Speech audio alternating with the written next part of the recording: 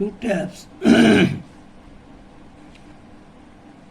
can fill a tank in 4 hours and 6 hours, respectively. A third tap can empty the tank in 3 hours. If 3 taps are opened altogether, how much time taken to fill the tank?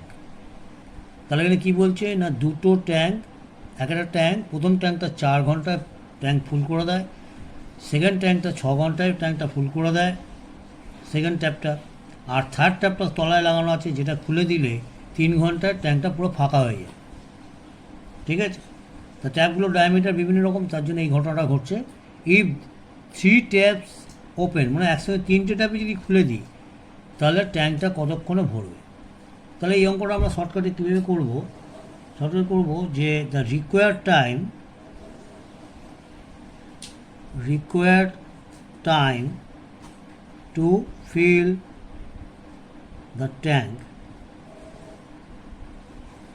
equals to, কী করে বেরোবে না, 1 means full tank divided by প্রত্যেকটা ট্যাপের 1 আওয়ারের capacity দিয়ে divide করবো, প্রত্যেকটা ট্যাপের 1 আওয়ারের ক্যাপাসিটিতে ডিভাইড করবো। 1 আওয়ারের ক্যাপাসিটিটা কত হবে, 1/4 hour, 4 quantity plus 1/6 quantity, and এবং পরেরটা দেখো 3 আওয়ার্সে পুরো ট্যাঙ্কটা ফাঁকা হয়, সেই জন্য যেহেতু ফাঁকা হয় এমটি করছে, এই জন্য এটা -1/3 হবে, কারণ নেগেটিভ ওয়ার্ক করছে। হয়ে গেল।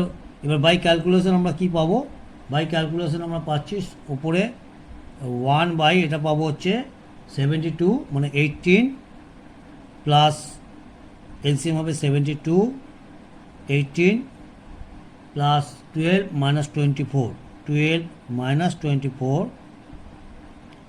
ইকুয়াল টু 72 বাই কত, 18, 12, 30, 30 - 24, that means 6 12, তার মানে 12 আওয়ার্স, তার মানে 12 আওয়ার্স। This is